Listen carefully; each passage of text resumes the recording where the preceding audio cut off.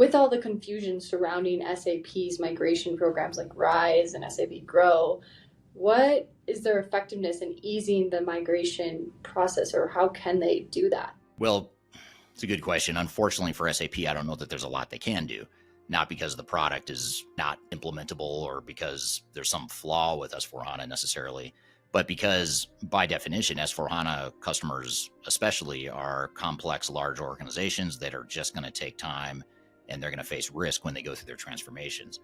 I know S4HANA, or I know SAP is trying to make S4HANA more palatable and enticing to a lot of people. So they're introducing Grow and Rise and some of these other programs.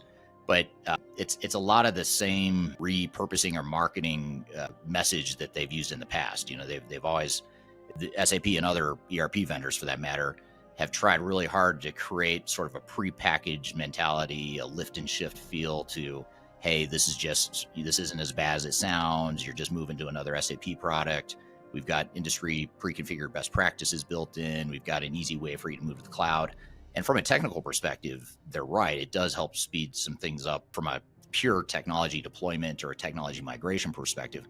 The problem, though, is you're not just migrating technology, you're migrating an entire new way of operating your business. And that's the part that takes a lot of time and money, and that's where you face the most risk.